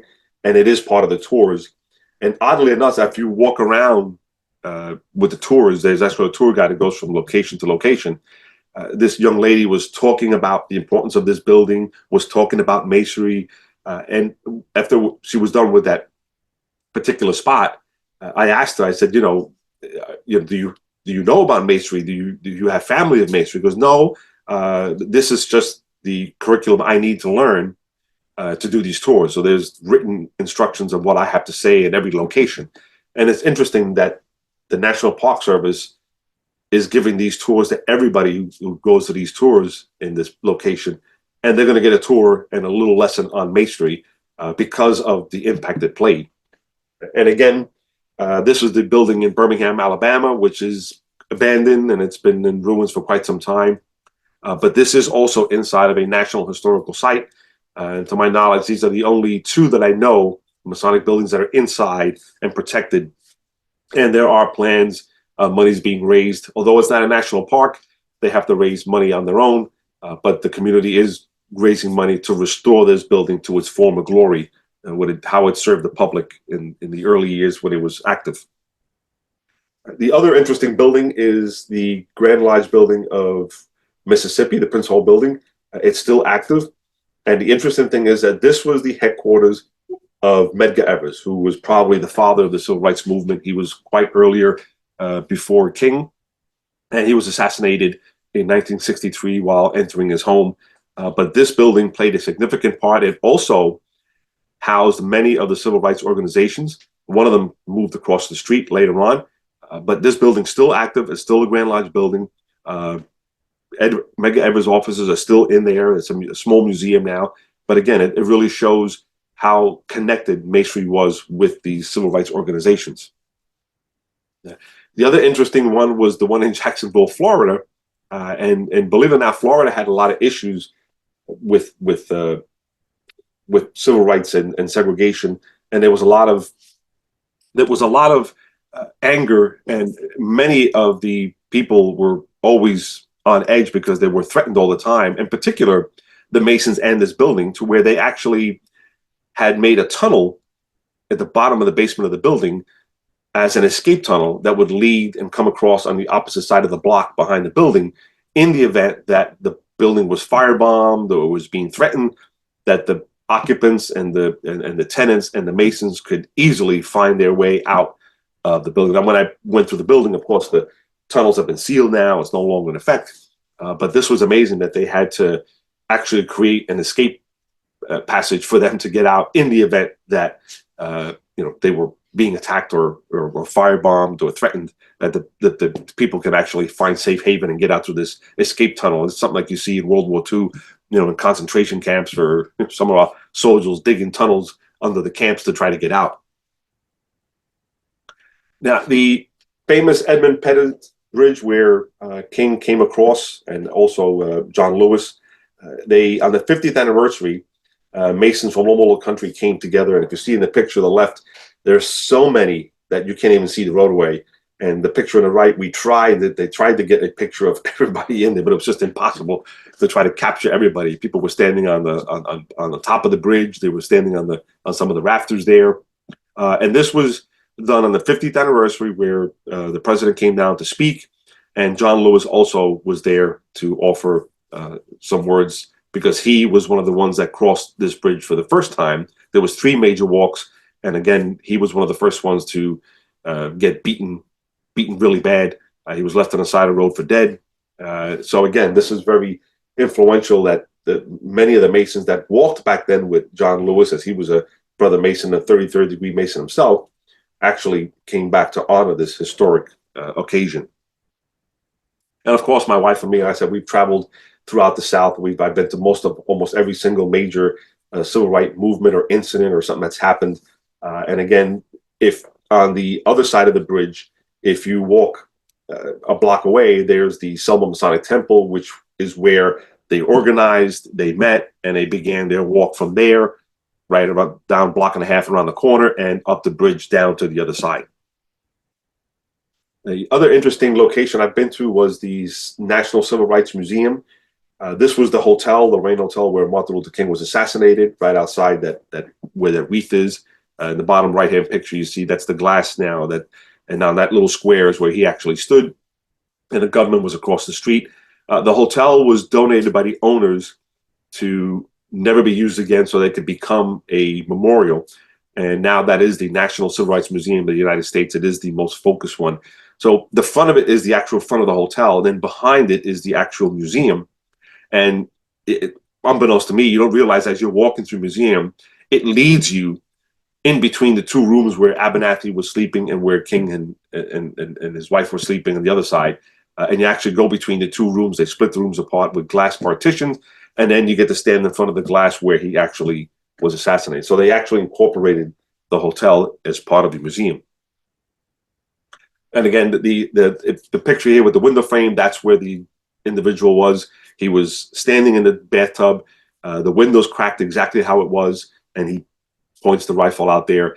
And that is also now part of the National Civil Rights Museum as well. All that property there was bought by the government and was turned into that museum. There's a tunnel that leads you underneath and you come up inside that building. But brethren, one of the things that I enjoy doing and why I do these lectures is because I want to bring awareness to the world on how Freemasonry actually conducts itself. I know we're a fraternity, but Freemasonry is a perfect institution made up of imperfect men. All men err and all men make mistakes. However, I believe that Masonry has a core value, has our tenets. It gives you the opportunity to be someone better, to use the lessons that we have, to use the core values that we have, and to apply that to yourself, to your community, to your family. Now, I'm not saying that Masons are all perfect. There's been a lot of Masons that were wrong. The person that killed Medgar Evers was a Mason himself. But again, it's the fraternity that is the righteous, perfect organization. And it is the men, those individuals who have to decide to choose the right path or the wrong path. Now, Masonry gives us these tools. It gives us these allegories, these beautiful stories, these obligations and oaths. And it's up to us to take all this in and continue that journey from that rough ashlar to that perfect ashlar. And we may never get there, but eventually that is the path that we should all see. Now, the beautiful thing about Masonry is that Masonry for centuries has allowed men to meet, regardless of your status in the society or in the community, regardless of color, creed, culture, language, tongue. It has allowed us to meet together. It has allowed us to agree with each other, to disagree with each other, to debate, to freely elect our officers, to freely vote for paying a bill or vote for things in the lodge. It has allowed us to meet essentially, regardless of who we are outside in the world, whether it's the noble, whether it's the peasant, whether it's a king. It allows us to enter this lodge. We leave that profane out and allows us to meet together as men. And I think that's one of the greatest core values that we have. And it's sometimes something that we don't expound upon, that we don't share with the world. And now, again, we're not perfect. But however, Masonry gives us those tools. It gives us those implements and says, here, this is how you should practice. This is how you should live your life. And it also shows us that we shouldn't just leave it in the lodge. Now, the interesting thing is when the lodge is closed and the master gives you that charge, here in New Jersey, the master will say these few words at the end. And, you always hear ritual in lodge and it goes in one ear sometimes and out the other. And you really don't pay attention. But when you really break down some of the ritual and discussions or degrees, you really realize how powerful and impactful it can be. And hearing the master's charge year after year and meeting after meeting, it didn't hit me until one day. I really paid attention. And I heard him at the end saying, every human being has a claim upon your kind offices. Do good unto others, especially those of the household of faith. And I wondered, why would the master charge us with that last official duty? If this is our organization, this is our little thing. Why do we care about the world? Because honestly, the world doesn't care about Masons anymore. We're not that impactful anymore. But it hit me that Masonry, I believe, was created to bring a sense of responsibility a sense of equality, toleration, respect among all peoples. And I think what the master is saying is, brethren, don't leave the good that happens in this lodge. Don't leave the wonderful way we come together and absorb each other and admonish each other, that we can have discussions, we can not always agree with each other, but at the end of the day, we don't break that chain of brotherhood. And we need to let the world know that men can come together in the bonds of fellowship without butchering one another, that we can have a middle ground, regardless of where we are in life or in rank or in position or in wealth or money or poor or wherever we come from, that Masonry allows us all to come in. We start fresh. We leave the profane out. And now we're just men sitting together, enjoying each other's fellowship. Doesn't always go right every time, but at the end of the day, we never break that chain of union and we leave the lodge as brothers as we came in. And I think he's telling us, take that to the world and show the world that this can happen. And believe me, brethren, in the times we live today, not just in our nation, but around the world, I really believe that the world needs a slice of Masonry because we're not perfect, but we do have a system that allows men to come together regardless where we come from. And I think that's very special. And that's my greatest core value that I take from Masonry. As I travel the world, I see that men from all different parts of the world. And I think the more Masons are exposed to this global fraternity, the greater this fraternity will be, and realize that we're not living in that lodge bubble or that district bubble or that grand lodge bubble, but that we do come in different shapes and sizes and colors. And it's fine. You can believe in different gods and different faiths. It's all right. It allows us to do that. But at the end of the day, we're still brothers, regardless whether I understand any Romanian or Russian or Italian. It allows us to be who we are. And that's the greatest value we have. And I think we should let the world know that. I think we should expound upon that. And it's sadly that we don't really do that. And many of us don't know our history and what we've actually done throughout the centuries to bring these type of issues to the forefront of the table. And I think that's important. This is one of the reasons why I do it, because I want the brethren to know around the world that, you know what, how important this fraternity is, how great this fraternity is, and how much good this fraternity can do, not just for the brethren, but for your families, your communities, your nation, and the world. So brethren, I thank you all. May God bless you all. May God bless the United States of America. May God bless all our veterans, past and present, all our first responders and healthcare workers, because it is by their sacrifice that we meet today as free men and Freemasons. And most especially, may God continue to shine its greatest blessings on Freemasonry. Thank you. All right. Thank you, Moises. That was a great presentation. I really enjoyed that. Any questions or comments from the group?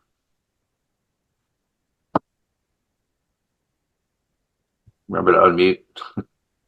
Yeah. As It's interesting to me. I grew up in the that period and saw lots of change. I grew up in a very small town on the state line of Virginia and North Carolina. So I actually do remember as a child seeing the movie theater had three prices: adult, child, and colored. And the colored went in on the balcony and sat in the balcony.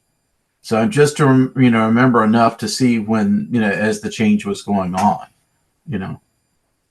Yeah, no, it's been, and sadly, in many places there's still, I mean, it's not legal, but you can still feel some of the tensions in some of the areas. And unfortunately, even some lodges, I've been in some lodges in the South where you still feel the tensions, and then we still have lodges that don't recognize each other. We're down to 5. We were, so I think it's 4.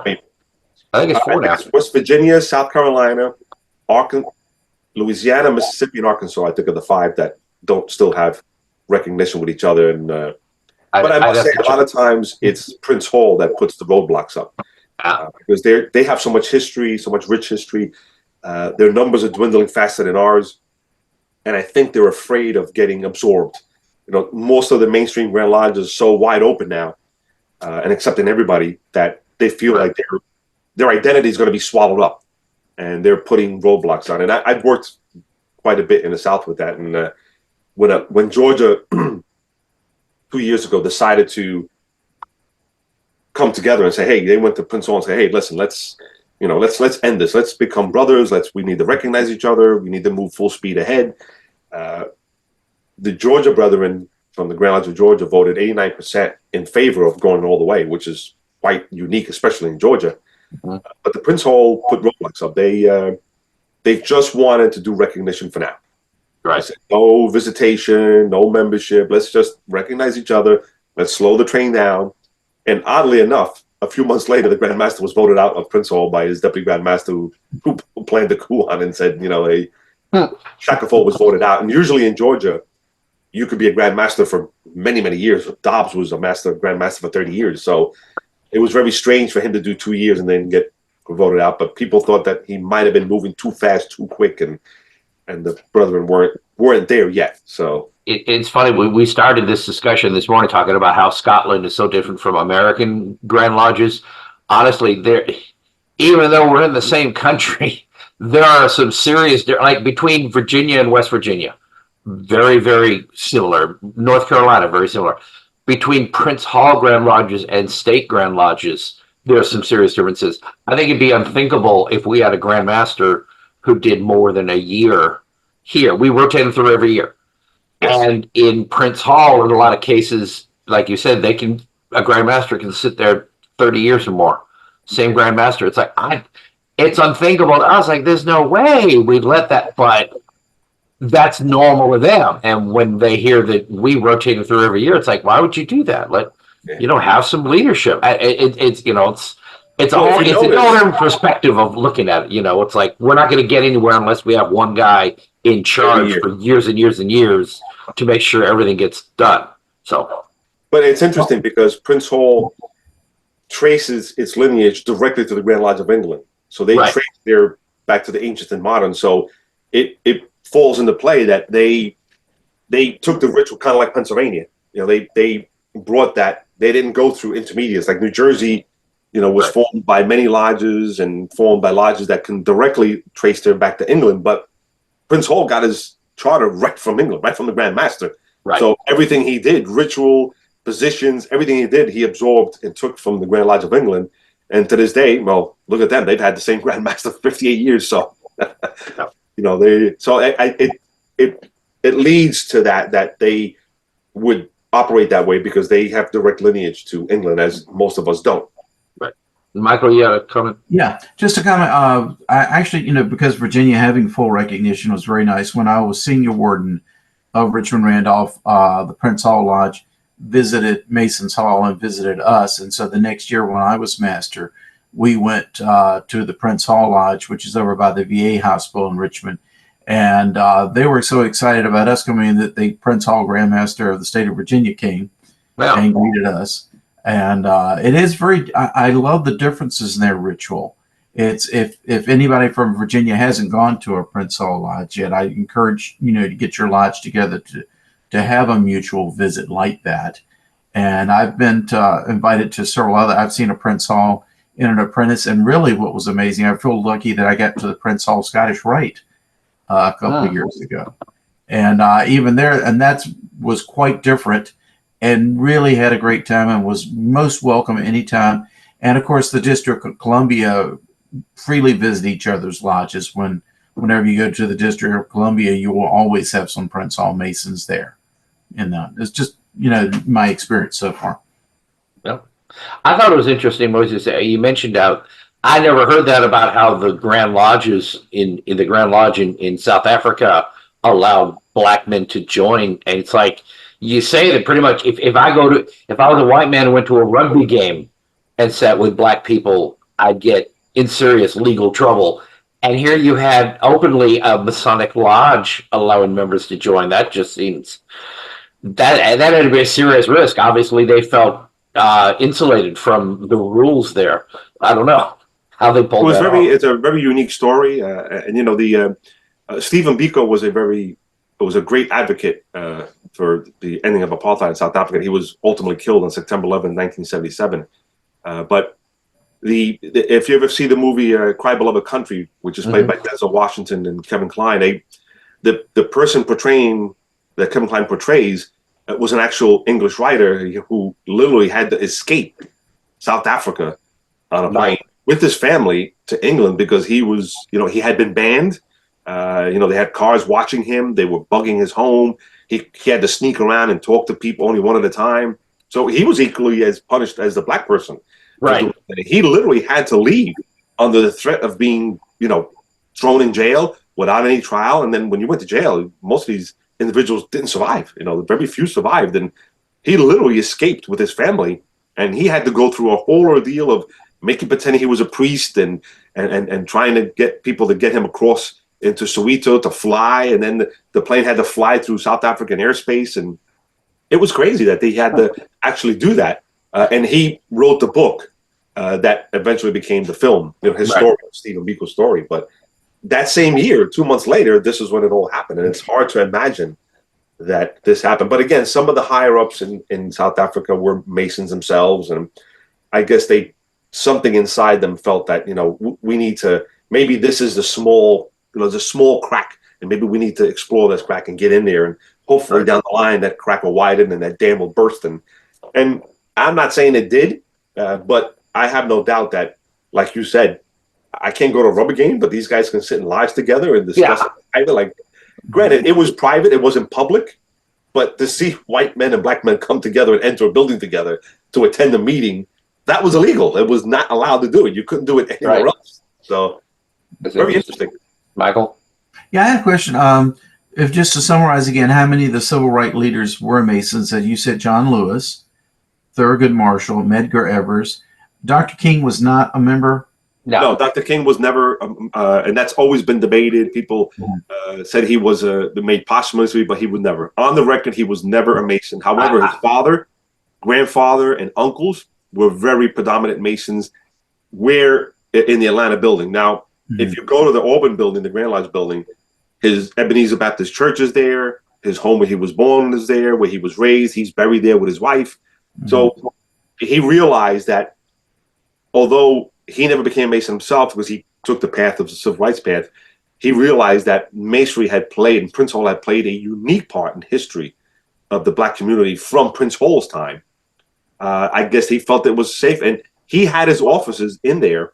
And I haven't added the pictures. I was just there this July, and he was in the basement of the building where he had his offices, and the first black radio station in the nation was in that building as well. So it was a very predominant building, and they would lower the mic from the window on the third floor. They would lower the mic outside, and they would bring it down into the basement so he could do his weekly message from the actual basement. Yeah. And the printing machines that are still in the basement have official government tags on it, as once the building is restored as a museum, the lodges will be restored, and they will be able to use the lodges by the Masons.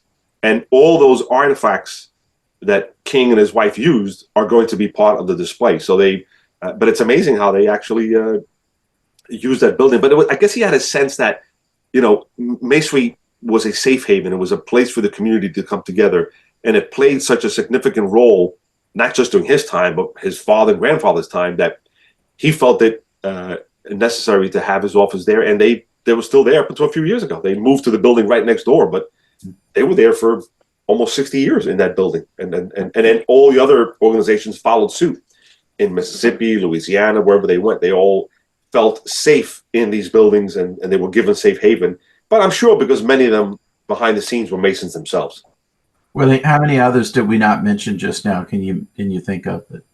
Oh, there's a whole, I don't have the whole name, but there's quite a few that were with him on that side. I think Abernathy was one, the Reverend Abernathy. Or Jesse Jackson, was he a member? Yeah, Jesse Jackson's a member, Prince Hall Mason, but he came later on. He was one of the younger guys, but the leaders of that time, during his time, were Masons. A lot of John Lewis was head of the Corps. I'm sorry, SNCC. He was head of the SNCC, the SNCC. Him and his partner were Masons. There was another brother Mason. His name escapes me, and he just died a few years ago. And he was one of the last of the Martin Luther King team of doing that civil rights period. He was one of the last ones to pass away. He was a Freemason himself. But any other questions from the rest of y'all? Yeah, go ahead. Jump in here. Yeah, I just one comment, a couple of comments. The first one being, Chris, you mentioned the differences in the Grand Lodges, And several years ago, some of you were probably aware of it, but yeah, several years ago, there was a rift between the Grand Lodge of West Virginia and the Grand Lodge of Ohio. And West Virginia did not recognize Ohio as a regular lodge. Interestingly, I'm from West Virginia, and I was raised during that time. Oh, wow. And according to the Grand Lodge of West Virginia, my father attended a clandestine lodge to witness my raising. Yeah. Yeah. What was the rift over? Do you know? The short version of it was they had a Grand Master who was quite progressive. And he wanted to do things, really, really crazy things, like acknowledge that Prince Hall Masonry existed. He wanted them to say the Pledge of Allegiance in the lodge. Really, really progressive things. Oh, man. And he, after his year, they pretty much kicked him out of the fraternity. And if you go to their website, his year doesn't even exist. And so he then went across the river to Ohio and joined the Ohio Lodge. Well, that created the problem that, Ohio wasn't recognizing West Virginia's authority is what it amounted to. Right. It's obviously more involved than that, but that's the gist of it. I have to say, it's like, because I've always been fascinated by recognition, right? And there are people who, of course, say, well, recognition is wrong. We shouldn't do it. And I always ask questions like, look, first you have to realize we have 200 plus Grand Lodges around the world. All of them are sovereign, set aside the ones that are provincial, assuming each one that's at the top of each of these. We're all sovereign, okay? If I want to go to England and visit Brian's lodge, my Grand Lodge has to recognize his Grand Lodge, or I can't go visit. So if you tell me recognition is a bad idea, what would you substitute in its place? Because basically you're saying anybody, anywhere can say, I'm a Grand Lodge and I can go visit, and there's no accountability. So recognition makes perfect sense because we're all unique, sovereign bodies. There's no world organization I can go to and register my Grand Lodge and we're automatically accepted. We all have to choose. I can go recognize New Jersey, or I can go recognize England. And assuming we're all Grand Lodges here, not people, Moises can decide to recognize Brian, but not me, but I can recognize Brian. It's like, that's how it works. But it's always seems to be in the past that the reason there wasn't recognition is France, the Grand Orient of France, says, we're going to let in women. We're going to let in atheists. And on the other ground, I was like, no, time out. If you're going to let in atheists, you're not regular anymore. It's a big, big deal. And rightfully so, Grand Lodges say, no, if you're going to do that stuff, we're not recognizing you. Nowadays, it's like, I don't like that one guy. There's one guy in my Grand Lodge who does something we don't like, and that has serious repercussions. Like you're talking about one Grandmaster or one guy who's potentate, and he's suspended in the Blue Lodge because he's a convicted felon. And the shrine says, nah, he's still potentate. And the Grand Lodge is like, okay, you want to go head to head over this one guy? We will. The Grand Lodge always wins out. And then you have Shriners all over a state who are good Masons and good Shriners, and they can't go to Shrine anymore because it got to a pissing contest over one person and his mistakes or his judgments. Instead of broad ideas, it's over the most petty nonsense. And as Masons, we should be above that. But I see more and more examples. I give you the Grandmaster of South Carolina. Oh, yeah. Or the Deputy Grandmaster in South Carolina, who was the Sovereign Grand Inspector General in the Scottish Rite. And during COVID, the Grandmaster of South Carolina said, no meetings and no Zoom meetings. You aren't allowed to have a Masonic Zoom meeting. And the SGIG, who's like the head guy of that Orient to the Supreme Council, said, well, I'm just having a how you doing Zoom meeting with all my Scottish Rite brothers in South Carolina. And he had a Zoom meeting and they could all attend. It wasn't formal. And the Grand Master suspended his Grand Senior Warden from Masonry for disobeying his order. Even though it wasn't a Masonic meeting, it was Scottish Rite, and technically it wasn't a meeting it was just a Zoom conference call. But it's Yeah, like was, that petty stuff. It's irritating. It embarrasses me as a Mason to see the men who lead these organizations I'm supposed to look up to as being wiser and more experienced than me because they're in charge of the whole show. And they get bogged down into this petty little, little girl fighting with each other in the schoolyard level of crap. You know what I mean? You're a grown man. You're leaders of Masons, and you're acting like little schoolgirls pissed at each other. It's like, it's beneath you. Knock it off. It makes me feel embarrassed that you're in the same club as me because you're acting like children. it goes to show you that men don't circumscribe their desires. It's their egos and prides that exactly. It's ego, yeah. And it's like, and it's sadly bigger than that. We spoke about South Carolina, and I knew both those guys. Walter Disher was the Grand Master. I knew him very well. Uh-huh. Sat fellowship together. Mike Smith was a dear friend of mine who was the past Grand Master of South Carolina. That's what he was. That's first lieutenant, commander of the southern jurisdiction, and was the SGIG of South Carolina. And he suspended him. He expelled him. He took his lodge's charter, which I was an honorary member of. Oh, yeah. So that really got bad. And the sad part is that Mike won. He had a trial and it was brought back. And then Disher was completely removed from everything. He left Masonry, stripped of all his titles. But Mike did win. And sadly, that September, he passed away. I remember. I'm sorry. You're right. He was a past Grand Master. Past Grand Master. And it was the current Grand Master. What he was trying to do, he was trying to remove the current secretary and put in another past Grand Master who had issues with the Shriners and broke away from Arkansas. And if you remember, that was an article that Chris Hotap wrote.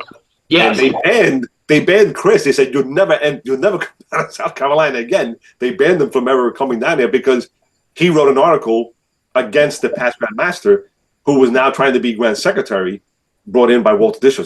These two guys were really causing all that controversy there. And let me tell you, it stirred up one heck of a mess, man, in South Carolina. And eventually they wound up getting rid of them and they stripped them all their titles and 33rds and stuff. But and again, it's their egos and pride is just getting right, which we're supposed to not do. I mean, the whole point is we're supposed to avoid that by following our obligations, by following our ritual. We're supposed to rise above our own individual egos when we decide things, and we do things for the good of Masonry, not our own personal stuff. And then it's not one case. I mean, if I sat down and list them, there's probably a dozen more cases of a presiding officer of some Masonic body somewhere in America in the last 10 years. There's at least a dozen examples of someone doing something really petty and really stupid. It's not one guy, one screw up. It seems to be endemic. It's like it's happening all the time now. Or maybe we're just hearing about it more because social media makes it possible to get the word out more. It's more accessible to everybody. But New Jersey, in 1871, we chartered a lodge in our regular Grand Lodge, Alpha Lodge, historic Alpha Lodge, which was made up of African-American men. Right. And these men didn't join Prince Hall. We gave them a charter, and they had equal rights as any Mason in New Jersey. And the amount of heat that New Jersey took and how many Grand Lodges broke away from recognition, including Mississippi. I think we didn't get it back for like 50 years. They didn't want to talk to each other because they simply allowed black men not to join just Prince Hall, but to join a regular lodge in the Grand Lodge in New Jersey. And a regular state Grand Lodge. Regular state Grand Lodge. We were the first ones to do it in 1871. And, they had all the rights and privileges. They can go to Grand Lodge session. They can visit other lodges. It's just that these 15 men came together and said, hey, we want to form our own lodge. We don't want a Prince Hall. We want to be with you guys. Right. And the heat that New Jersey took was incredible. You go through how many states just broke away. Well, I didn't take my oath with black men, and if you allow them, then we don't want nothing to do with you. And it sometimes went decades and they didn't get the recognition back. But well, at least we're slowly moving past that point, I think. Slowly. David, you had something to say? Yeah. That was the other comment I was going to make, and I appreciated your kind of your closing remarks there, and how we are imperfect men striving for a perfect fraternity, et cetera, because I get that question a lot of times when even from family members when we hear about some kind of infighting within a lodge or whatever, and was like, I thought you guys were supposed to be above that. I'm like, yeah, but we're still men. We're still Right. we have make our own mistakes. But I think, a large part of what you're getting to here, and it's obviously the examples we're giving are on a large scale because they involve grandmasters and so forth. But unfortunately, I think we're seeing this more and more and more, just on a regular basis, on a daily basis almost. When you start looking at some of the things that people are, say to one another on Facebook and whatever, where we've lost the art of debate, right? It used to be, we're supposed to be able to, even if we completely disagree, we should be able to get together, debate, share our ideas. Maybe we convince one another, maybe we don't, but we share our ideas and we leave on friendly terms. And we have reached a point, I think it's a cultural thing, not just a Masonic thing by any means, but we've reached a point where we don't debate, we argue, and we don't listen. Our only point is to make sure that our words are heard. We don't bother listening to the other side. And it just creates drama, and it creates friction, and it creates problems. And I think, not that we have all the answers, but I think this is where Masonry has an opportunity to have that impact on the culture, on the world around us. If we start behaving by those tenets that we say we live by, and we start listening to one another, and we start learning from one another, maybe the rest of society will start to follow. Yeah. So I do appreciate your comments on that. I think it's well done.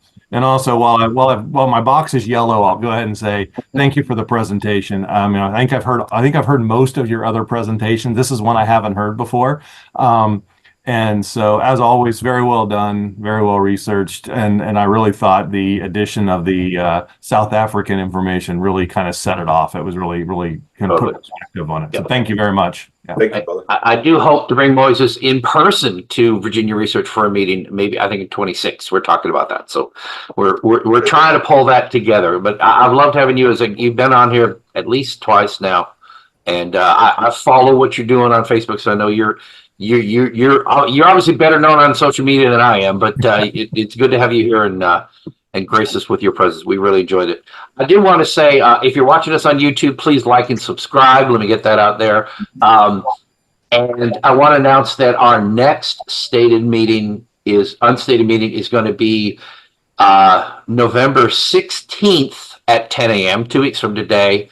We have Grand Lodge this next week here, and it's going to be Gordon Mitchie, who is a frequent guest of ours back in the day. Brian remembers him.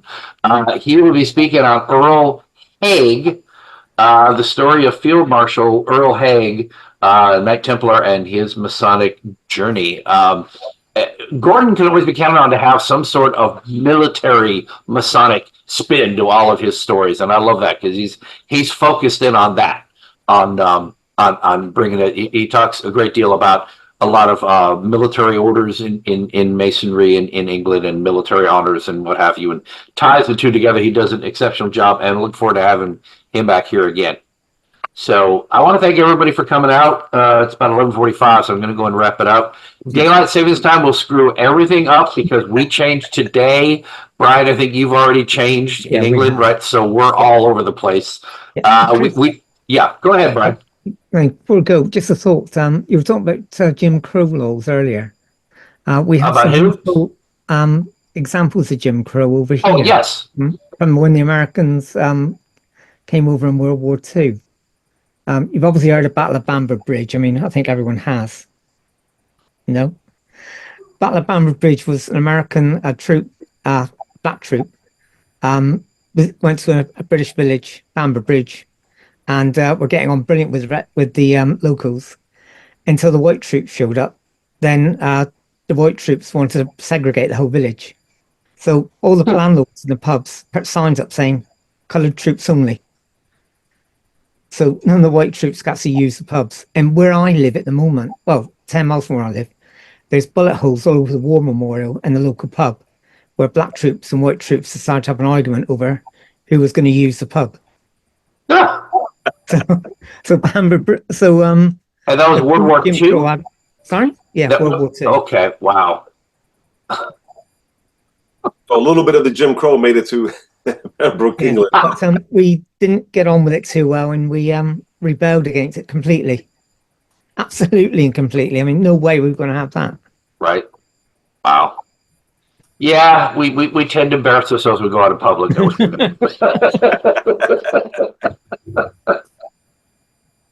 Yeah, and that's what's so funny. Having these discussions, Brian. Like, I bring up Prince Hall to a British Mason. Like, what do you mean?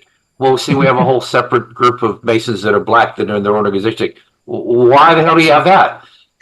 Okay, well, technically it wasn't us. It was the Grand Lodge of England, but we sort of went along with it. But it goes back 200 years, but it's like we're the only. Prince Hall is a unique situation, I think, to America, where you had specifically on racial lines, you had divides.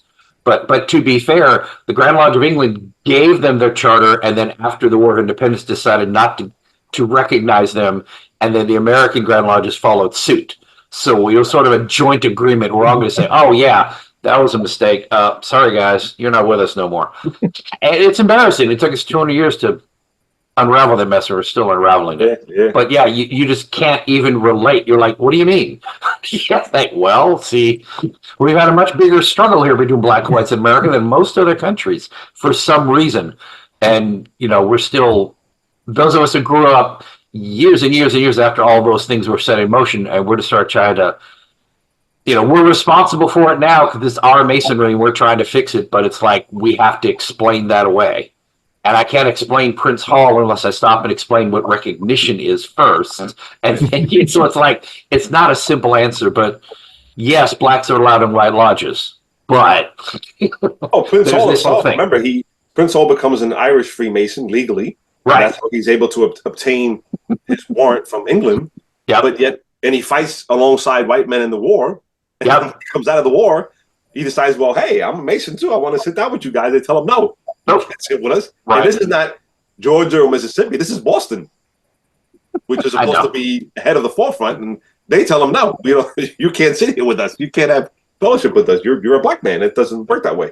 But he was good enough to take a bullet, but he wasn't good enough to sit in the chair with us at lodge. I need to have someone give a talk about. I keep telling myself I'm going to go write a paper on Prince Hall because I've seen other articles about it, but they don't really go into the history. And then I have some people telling me, "Well, you got the history all wrong." It's like, well, set me straight, and then they won't fill me in. It's like, well, you tell me I'm wrong. Tell me the actuals. So it's almost like I feel like I need to go research it myself, so I understand because there's much more to it than the 30-second answer that I tend to go with. So, Right. all right. Thank you, everyone. We will go all day if I let us, but I appreciate everyone. I appreciate Moises, you speaking. I wish we had more people, but we had 6 people and That's fine. we had 7. Alan kept tuning in and out, and Terry joined us late. We're glad to have him with us. So good to have you with us, Terry. And look forward to seeing you all again soon. You all have a wonderful day. Take care, brother. Thank Enjoy, you, gentlemen. Bye-bye.